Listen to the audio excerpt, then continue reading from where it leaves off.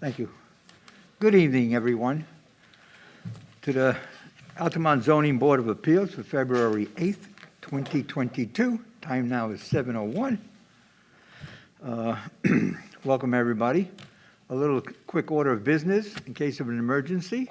We have our exits to your right there and ahead of you on my right.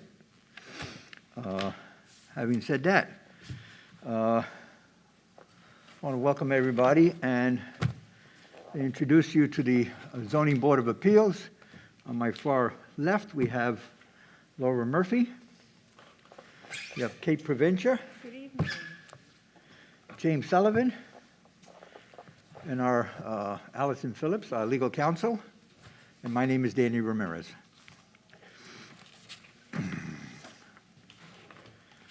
I'm going to read the notice,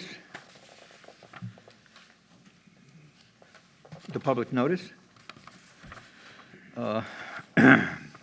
Notice is hereby given that the Zoning Board of Appeals of the Village of Altamont, New York, will hold a public hearing pursuant to Article 355, Attachment 1 of the zoning law on the following proposition. Request of John Polk and Rebecca Stumpf for a use variance under the zoning law to permit the housing of 6 chickens on the premises for eggs for the family. Use of existing coop. No roosters will be housed on the property. Property is owned by John Polk and Rebecca Stumpf. It's located at 101 Bosanquille Road, tax map number 37.09-1-11, and it's zoned R20.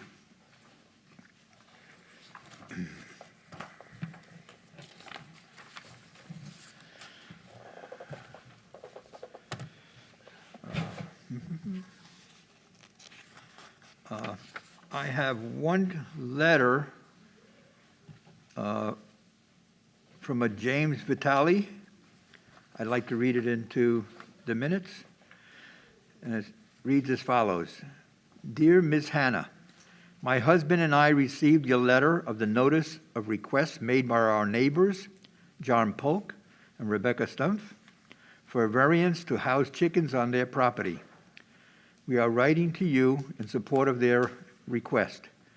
We are unable to attend the zoning board meeting, but would appreciate our support of the variance be included in consideration of the request. Thank you, Mary and Jim Vitale at 5 Indian Maiden Pass, Altamont, New York.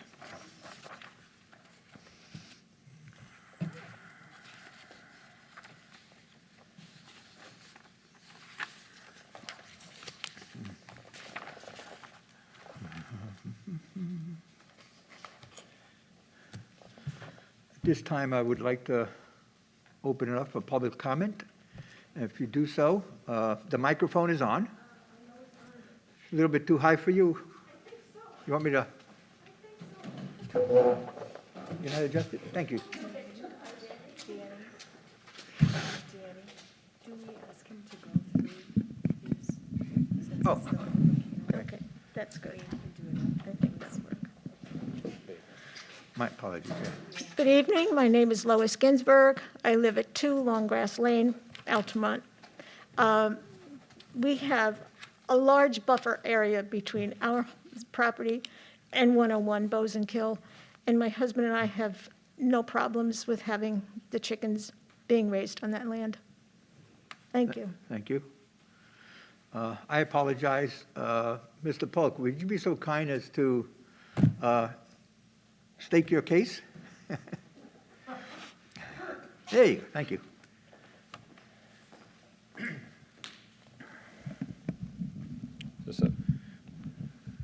Well, that's okay. I can stoop to it. It's fine. My name's John Polk. I live at 101 Bosanquille. My wife and I have submitted a petition to have chickens on our property, as you're aware. We would like to keep chickens to have eggs for our family. We live on a large property. It's about just about 20 acres. We have large distances between us and any of our neighbors in any direction. And so the keeping of chickens there would not impact anyone in the village. We are on the edge of the village. There aren't additional properties behind us that are in the village. Again, we are at the fringes, and we're on a very large piece of land. Now, in addition, our property historically has been a farm. There was a sign that would hang on the front of our property up by the road, by the mailboxes, that used to say Brookside Farm. And it was a working farm. They kept large animals there and chickens. They had horses in recent years. They've had donkeys in the past. One of the issues that, I didn't think this was going to be a contentious discussion in any matter, but in looking through the zoning regulations, I think it's 355-29, this discusses non-conforming uses. Any building, structure, lot, or use of property lawfully existing at the time of enactment or amendment of this chapter may be continued, although such building, structure, lot, or use of property does not conform to the provisions. Now, our property has not always been part of the Village of Altamont. The former owners from whom we bought, their family purchased it in 1939. At that time, it was not part of the village. I don't know the exact year it was incorporated into the village, but I'm assuming that whenever it was, they had animals at the time. Their property was incorporated into the village before, and so they would have been non-conforming at the time that their village, at the time the property came into the village. That non-conforming use, I understand, travels with the land, not the owners, according to the bylaws. We ask that our non-conforming use be continued and allow us to keep chickens on the property. Thank you. Mr. Polk, may I ask you a couple questions? Yeah. While you're still there? And can you hear me okay? Can I hear you okay? Yeah. A little bit. A little bit. One of my ears doesn't work as well. Is this better? Is the microphone Or on? do I have to turn something on? I could step closer. Right on the top. No, there's probably a way to make this work. Oh, in the slot. There you go. No, go back. Oh, I have to go back over here? Is that I have to stay in the corner? We're good. Thanks. Did you, I was curious about, because it came up in the discussion last month, did you happen to check where your property line is? We know where our property lines are. And your coop is on the Altamont side of the line? Yes, it is. Okay. And there was some, do you know, actually, because you know some of the history, I'm wondering if you are aware if there was a change in zone on that property once it was part of Altamont? That I don't know. Okay.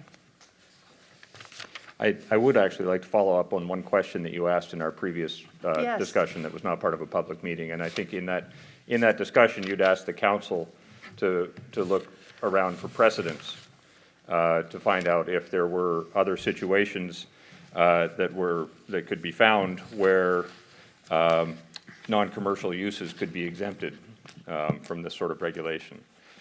Or if there are situations where the financial hardship criteria that you had discussed at the time could be avoided. So I'm wondering if that, I don't know if I can ask questions or you just ask me questions, but any precedents that we know of? I can answer that. That'd be great. Thank you, Allison. I did look into that and provided a memo to the board. It's a confidential communication. I'm not sure your voice is on, or maybe you can speak up closer, sorry.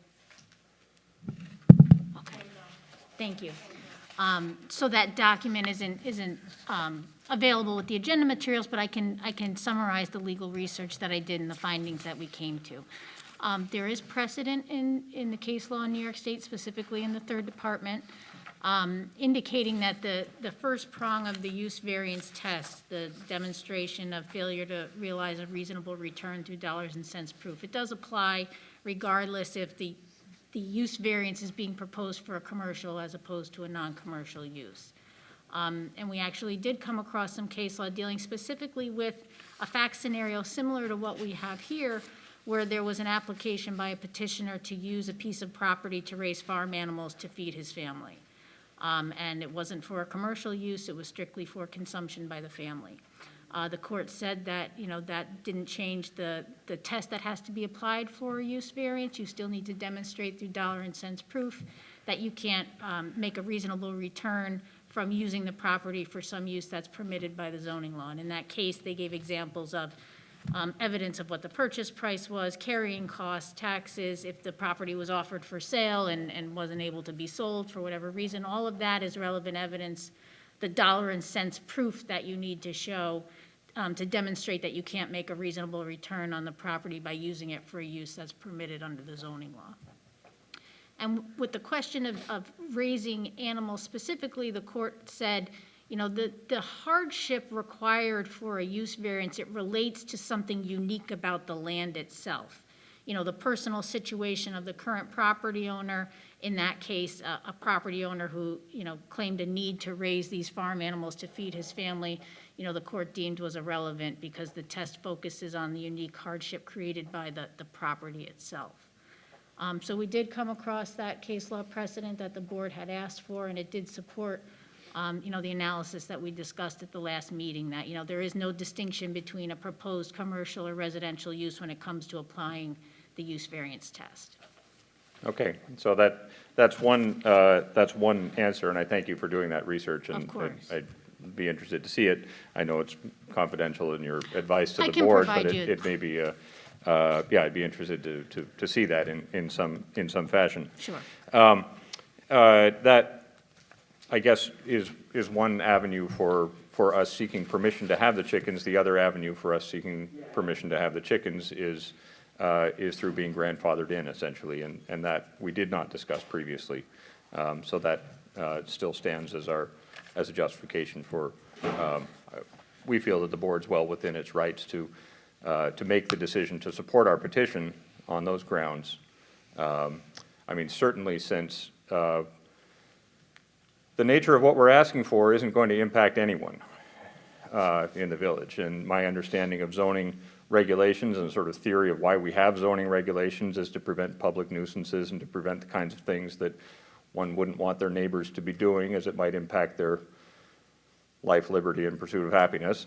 We're not going to be affecting anybody by the owning of chickens on 20 acres of land. So I think, again, I ask the board to approve our petition on those grounds. Shall I stay up here for more questions? If I could, Danny, if you'll just let me address the non-conforming usage, the grandfathering issue. This isn't something that we had discussed at the last meeting, and my understanding is it's not something that the applicant had previously, sought a confirmation that the use of chickens on that property is a legal pre-existing non-conforming use.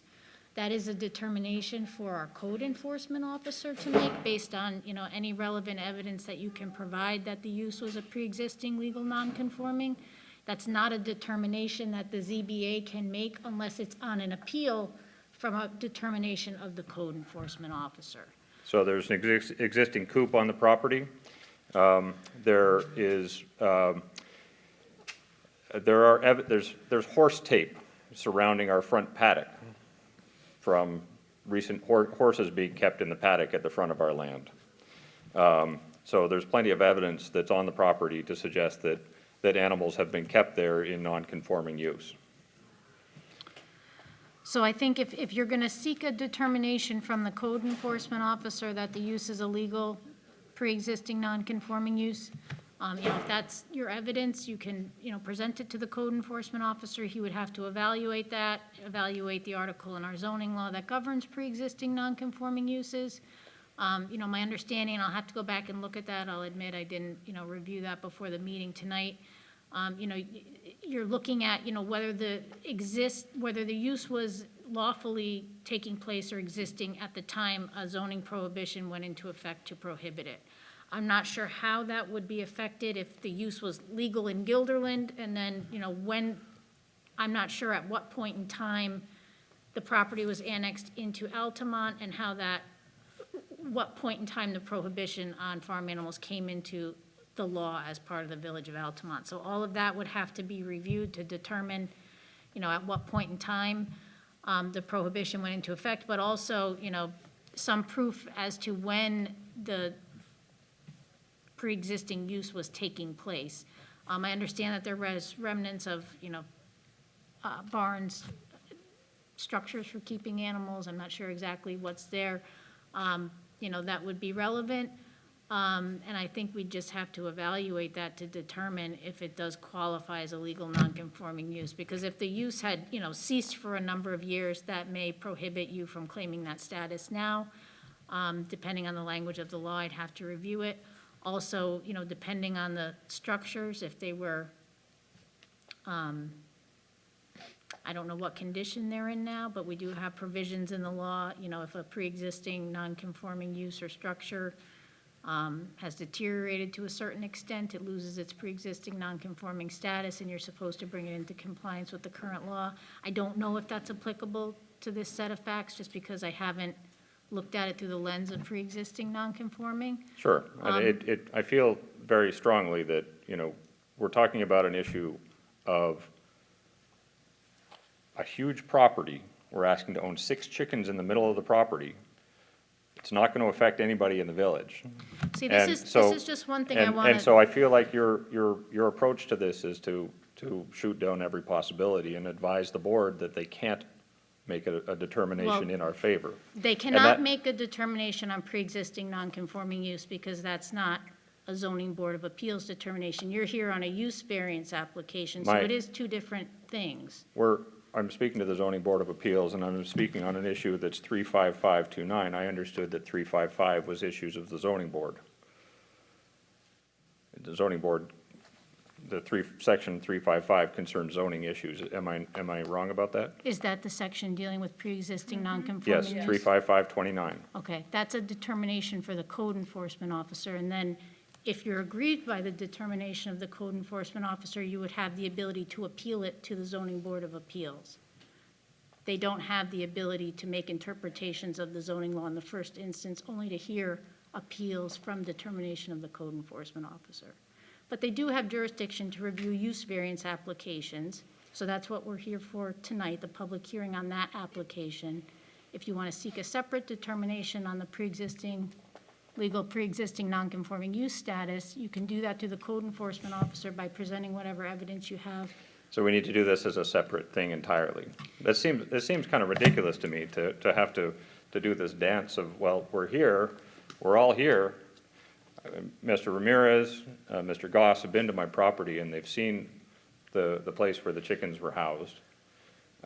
Anybody can drive down Bozenkill Road and see the horse tape even in the winter surrounding our paddock. Now, we can have this discussion, we can have it today, if you need me to file another piece of paper to justify this so that we can dance another dance on another day, I can do that. But I'd just as soon not waste everybody's time and try and get this sorted out. Mr. Polk, if I may, we have a law in place that has standards that, govern the jurisdiction of this board. Yes? You came here on a use variance application. That's what this board is here tonight to do. You're raising the pre-existing non-conforming use Which is status relevant to the issue. for the first time this evening. I'm explaining to you the proper avenue under our law to get a determination on that status. I'm sorry that this board can't make that decision tonight, but that's not within their jurisdiction to do in the first instance. We're trying to provide you with the legal avenues that you can try and legally establish this use on your property. The use is Thank you. prohibited under the zoning law. Therefore, you have to act within the legal remedies available to you under the law to get an exception to that prohibition. You may not think it's a big deal, but a use variance is a very big deal under New York state law. You are asking for permission to use your property in a manner that is prohibited to every other resident in the village of Altamont. So that's why it's a high standard under the law. I appreciate that. No one is making you jump through any hoops unnecessarily. I appreciate that, you may be frustrated with the process, but I think everyone's trying to help you I understand that, and I do understand very clearly why there's a high bar to prohibit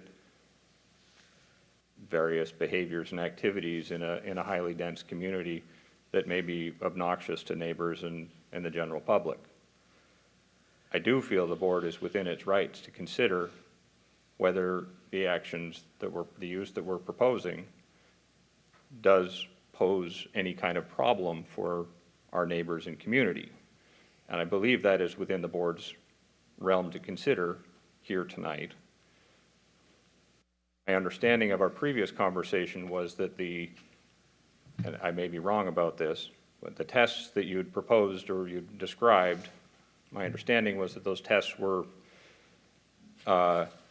recommendations to the board that they can take into account, but that the board can consider whether they can consider exceptions to that when necessary. I certainly understand why non-conforming uses are restricted, but I think that the board can reasonably consider whether this use is one that should be restricted under the circumstances. Just to clarify for the board, the use tests that we discussed are not my recommendations. No, that's by They're case law, yeah. legal Law. requirements under your local law and under New York State law. I understand. I misunderstood. Okay. Yeah, I just want to say that I think that there are a couple of things here that are really important, and one is you're looking at how you can have chickens, and and so that the way that you came before us was with getting a use variance without perhaps knowing that that 355-29 might also, That is true. might also apply in this case. And so unfortunately, when we do a public hearing, we have to do it around what we've publicized. Okay. And so I think that that's part of I what think, Allison's had saying. we known that frankly, we didn't think that this was going to be an issue. Yes, But- of course. And, yes, so, had we known, yes, we would have combed through every regulation in the book Yes. to try and figure out what worked, and we would have put it all together in one package at one time. Yeah. So if I need to submit this So- as a separate document and pay another $50 fee to get it in front of you, then Well, that would be something else, that the board can consider, I think. But part of what our council is saying is that we can't rule on something, or you can't appeal something until our code enforcement officer has made a decision. Okay. And so that whole piece about non-conforming use has to go back to Mr. Goss Okay, before it can come to us. okay. It Okay. would have been really helpful if anybody had been able to say, there's 3 things here we can consider about going, but Okay, This I is where we appreciate that, are. and I appreciate your consideration of this, and I apologize for my frustration in the process. It's no, really- I you know don't what, un- that's part of I'm not- what- I'm not certain how everything works here, and so I appreciate Yeah. your time and consideration of all of this. Could I ask Mr. Goss whether he has seen the chicken coop on our property, and he could make a determination about whether there was a chicken coop on our property? I think you can certainly ask him. And I will say, based on my understanding about being on the board, is that we still wouldn't be able to consider it tonight because we would have to publicize it. The other thing is, and I'm so sorry. That's okay. Well, You know, it's- let me just clarify this. If you have evidence of a pre-existing legal non-conforming use, that there were chickens, as you want to keep right now, on the property at the time the prohibition in the Village of Altamont law went into effect, and you can present that to the code enforcement officer, he may make a determination that it does qualify as a pre-existing non-conforming use, and in that event, you wouldn't be appealing anything to the ZBA. Correct. But the fact of the matter is, you haven't made that request for a formal interpretation from the code enforcement officer. We'd appreciate you putting together any evidence that you have to create a record for that determination. Very good. We would need to look on the village's end to try and figure out exactly when that prohibition went into place, to try and match it up with whatever evidence you can put together, Okay, because that creates a rational basis for a determination that you'll have to make whether it does or does not qualify as a legal non-conforming use under our law. That request hasn't been made, the focus has not been on that aspect of our zoning code. You did make an application for a use variance, so that's what's been noticed for the public hearing here tonight. We did talk about if you want to withdraw that application, you chose not to, so that's why we're here tonight having the public hearing. But I just want you to understand, if you can put together that evidence and it's the code enforcement officer, if it's clear to him that it does qualify as a legal non-conforming use, then you wouldn't have to appeal that to the ZBA. Very good, and then I could continue to use, I could, get chickens and go ahead. Well, it would depend on what. On his determination, I understand. Yeah. Correct. Okay, Now, based on that, because Altamont took over that section, called the village, a number of years ago, he would have to do some research with the town of Guilderland Right. to see if that property was, had that provision and non-conforming use. okay, It's, yeah. Well, it would, I'm So sorry. do we know when the village took- I appreciate, Allison, what you've been saying, but the other piece is that what the zoning was at that time. Because Right. depending upon what the zone of the property was at the time, it might not have been a non-conforming use. That's what I'm saying, he's got to do that Right. research with Guilderland. Exactly, Yeah. but it's not just about whether chickens were allowed in Guilderland, it's about what the zone was at the time. Because there were, and that's why I asked the question about, do you know, what the zoning was at the time that it changed? Because that affects what you're able to do. Because, as you've said, that property has been known for having large animals on it. And so it is curious about when that zoning changed. Sure, okay. Does anybody know when they took over the property? I think we'd have to research that. And is that something that can be done here, or I have to go to Guilderland for that? Like, are there, I don't know where the property records are. Are they kept in the village? Are they kept in Let me ask, something in the county? I don't know what. who Hannah, keeps- would you know, Ginger? probably Ginger, I'm sorry, probably just before your time, when the village took over that section? I have no idea, I'm so sorry, and, they were, we don't keep a lot of those kinds of, a lot of the records got burned up in the fire, and, so Was this, we have to see. The enterprise might be a good source. was this the It's probably annexation? It just happened within An the annex, past 15 Well, years? I'm not positive about that. Okay. I'm not positive Yeah. if that piece of property was part of that annexation or if it happened before then, but that would be Okay, a really. because that was like a new subdivision. It was, on Lo- that. In the Long grass, races. long grass was new. Yeah. That property was part of my what historically had been tied to the house where we live. Okay, There's a little donut hole property of the little white house on Bozen Kill yes, that is not in Altamont.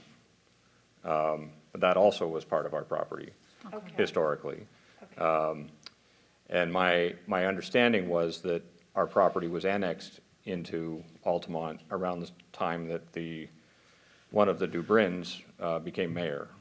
I Okay. don't know when that was, So but that would have been a lot longer ago than that subdivision. being Okay, Yes. so an annexed. older annexation? Yeah. Okay. It was probably Cranberry Road at the time. Yeah, Not Bozeman. Yeah. If you're looking for something, look under Cranberry Road. very good, thank you.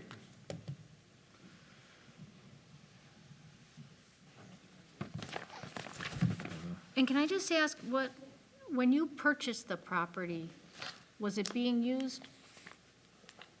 Was it being used? There were people No. living there. Was it being used for farm animals? There was horse tape around the front paddock. We spoke with the former owners, and there had been horses there recently. I don't know how recently. Okay. There was a chicken coop in the back. There were a couple of them, actually. We did take one of them down. If you So- could reach out to them and any evidence you can present as to, when the last time people actually had farm Had animals on animals. the property, that would be relevant. Sure, I believe the horses were Mr. Pratt's from down the road. But, that's really recent. so, yeah, I mean, some of the folks on Long Grass, do you remember when the horses were there? As far as I can remember, that little white house, many years ago, there was a horse corral and the horses, there was where that big red barn is right now, is where they used to house the horses, and then there was a fenced-in area right next to long grass where they kept horses. Okay. I had understood the horses were Mr. Pratt's rather than the ones from the White House, but I'll, George Pratt occasionally would bring his horses down to that, where your road is right now, to the right of your road. yeah, that's the paddock there, yep. That paddock. At one time, George would bring his horses down to feed in that paddock. Mm-hmm. I don't know, I think that belonged to your property. It does, yeah. And originally, where the 5 houses on Rosenhill and the 5 on Longgrass were all woods. Yeah, yeah. Mm-hmm. That's not that long ago either. No, I think when the houses were built on Rosenhill and Longgrass, that's when that section was annexed to the village. And there are 35 acres further wild. Yeah. And back there where it's acres. Thank you.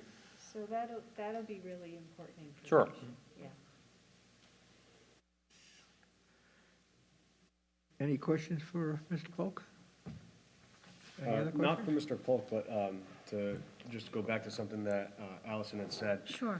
The recommendations and your explanation of the tests and the criteria, are we legally bound to follow your explanation, or can we interpret it ourselves? And your explanation would say that if we interpret it one way, it would most likely get overturned in court if it went there. Well, okay. My explanation, I mean, you can read the use variance test yourself in the statute.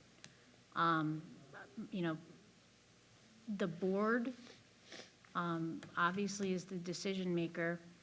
I'm telling you the applicable legal standard that guides your review of this application. If you don't act in accordance with applicable law, or your decision is arbitrary and capricious and that you disregard the applicable legal standard, you know, that is subject to annulment if it was challenged. I'm not, you know, I can't give you legal advice that, you know, you can, it's up to the board what you choose to do with that. Thank you. Anyone else? Okay, at this point, make a motion to close the public hearing. So, I'm sorry. I'm sorry, go ahead. Do we have to continue this until next time because we haven't heard from the planning board?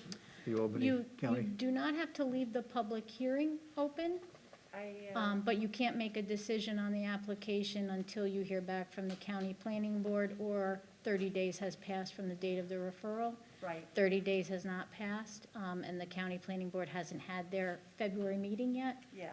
And just to explain to everyone, you know, the reason we did the referral to the Albany County Planning Board is because this is a use variance application, and it's a required referral under the New York General Municipal Law. So you can close the public hearing. The board just can't make a formal decision on the application yet. Yeah, and so one of the reasons I was asking that, Danny, was because sometimes we do continue a public hearing until we meet again. But I'm also remembering that the applicant can continue to offer information or questions. So even if we close the public hearing, it doesn't prevent him from doing that. So I was just thinking out loud about that. Not a problem, okay. Thank you very much. There's a motion to close the public hearing. Motion to close? Okay, second? Second? So, take roll call? Okay, board member Murphy? In favor? I'm sorry. Okay. Board member Provencher? In favor? Board member Sullivan? In favor? And Chairman Ramirez? In favor.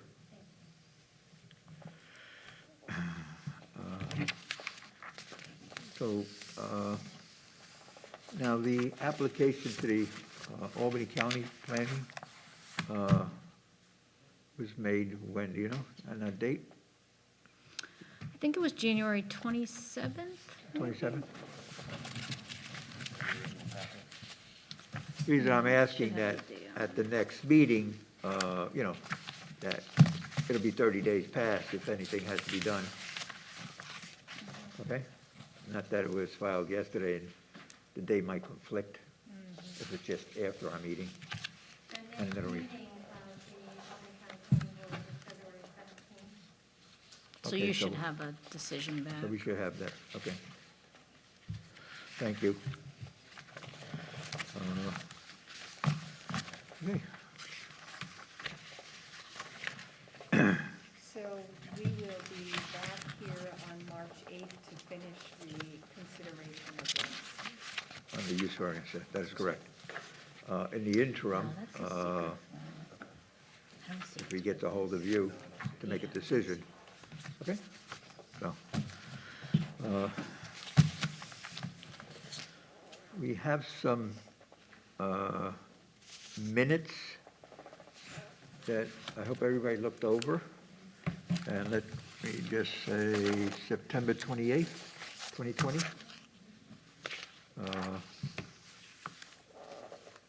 Any changes, any amendments?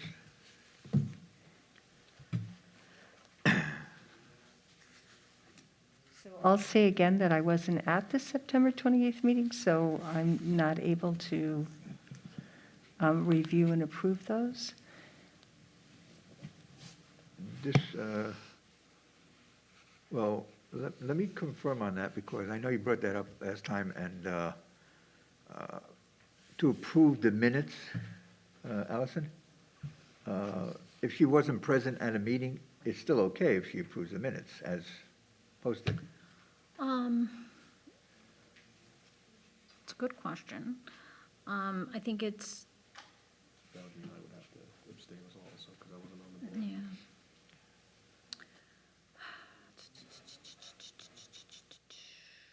And that meeting was in person, it wasn't recorded? This was recorded. This is September 28th, 2020, Okay, last fall. Zoom, didn't recall, right? okay. I think arguably if you guys had reviewed the recording, you could, vote to say that the minutes conform to substantially what was, discussed at the meeting, but I don't think either of you have done that.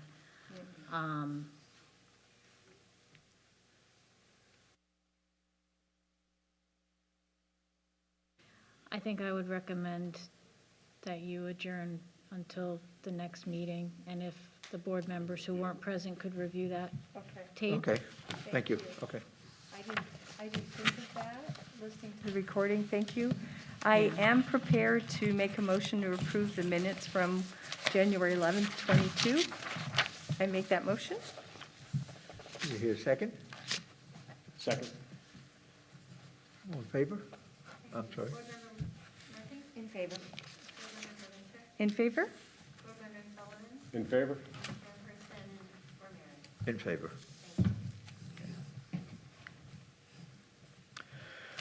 Is there any other old business?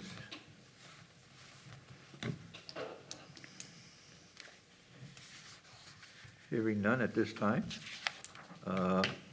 Motion to adjourn? Entertain a motion to adjourn? Motion to adjourn? Second? I'll second. Okay. Board Member Murphy? In favor. Board Member Livingston? In favor? Board Member Sullivan? In favor? Chairperson Ramirez? In favor.